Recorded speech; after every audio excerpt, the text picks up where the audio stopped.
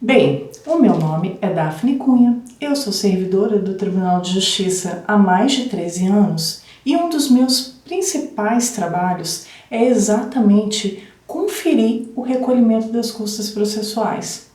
E foi exatamente por fazer esse trabalho que eu percebi a enorme dificuldade que os advogados tinham de entender sobre o tema e principalmente deles saberem que cada erro no recolhimento das custas, ele gera um enorme atraso para os processos. Ele traz uma grande morosidade. E eu estou falando aí de meses, de anos de atraso para os seus processos por questão de erro de custas processuais. Então é uma situação que, infelizmente, conversando com muitos advogados, eu tenho perguntado bastante para eles e eu percebo que eles não conseguem ainda compreender a importância que esse tema tem e o quanto é possível virar o jogo da velocidade do trâmite dos seus processos, simplesmente começando a aplicar as custas, o recolhimento correto das custas nos seus processos. Então vamos lá, o nosso tema de hoje é um tema que eu acho que vai mexer muito com você que está aí, advogada, porque eu acho que provavelmente vocês não têm ideia do quanto pode ser, vamos colocar assim, o quanto pode gerar prejuízo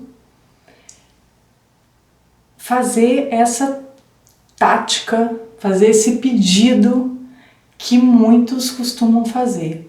E o que é isso? O recolhimento de custas ao final. Então, você acha que vale a pena recolher custas ao final? Eu quero que você veja tudo que eu tenho para te contar hoje aqui e no final você comente para mim aqui embaixo e diga se você acha que vai valer a pena fazer esse pedido para o juiz ou não. Então, para começar, eu quero te dizer o seguinte: em regra, a justiça é paga. É claro que existe a gratuidade de justiça. Para isso, eu preparei uns slides para vocês e a gente vai compreender melhor como tudo isso funciona. Então, no artigo 5º, inciso 74 da Constituição, diz assim: o Estado prestará assistência jurídica integral e gratuita aos que comprovarem insuficiência de recursos. A gente vê aqui então a previsão legal da gratuidade de justiça. Como eu disse para vocês, em regra, a justiça é paga, é necessário custear toda a estrutura do judiciário. E todos aqueles que não tiverem condições de arcar com esses custos, é claro que eles vão estar com o respaldo ainda da gratuidade de justiça pela inafastabilidade do judiciário. E se o seu cliente, no caso, se ele não vai se enquadrar como beneficiário de justiça gratuita, a ele vai ser aplicado o que a gente chama de princípio da antecipação das custas. E o que é isso? Essa previsão está lá no artigo 82 do Código de Processo Civil, gente, que diz o seguinte: salvo as disposições concernentes à gratuidade de justiça, incumbe às partes prover as despesas dos atos que realizarem ou requererem no processo, antecipando-lhes o pagamento, desde o início até a sentença final ou na execução até a plena satisfação do direito reconhecido no título.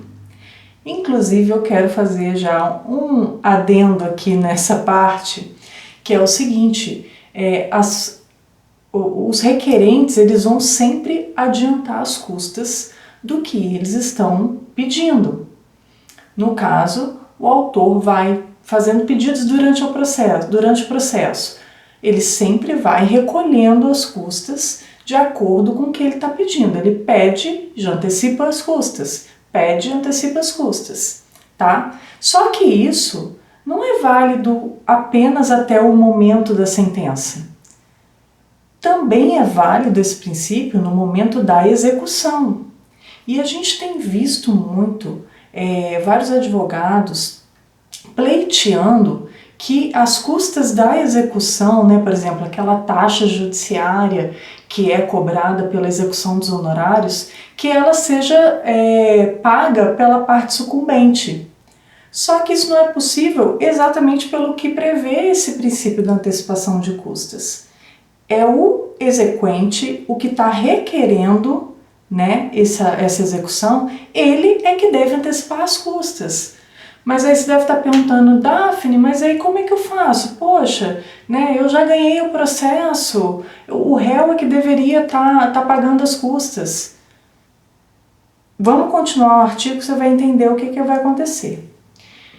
Vamos lá. O parágrafo 1º diz que incumbe ao autor adiantar as despesas relativas a ato cuja realização o juiz determinar de ofício ou a requerimento do Ministério Público quando sua intervenção ocorrer como fiscal da ordem jurídica. Aqui, na verdade, fala sobre até aquelas diligências que o juiz determina ou que o Ministério Público pede, ainda assim é o autor que tem que recolher. Mas eu quero a atenção de vocês para esse parágrafo 2º, né, para a gente complementar o assunto que a gente estava falando.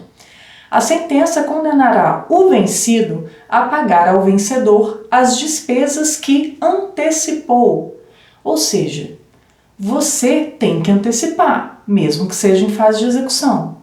Mas cabe ao réu, agora ele vai ter, né, se ele é o sucumbente, ele vai ter que te ressarcir de tudo isso que você antecipou. Né? Mesmo caso, se o réu antecipou determinadas custas e no final o autor foi o sucumbente, da mesma forma, o autor vai ter que ressarcir o réu nesse caso.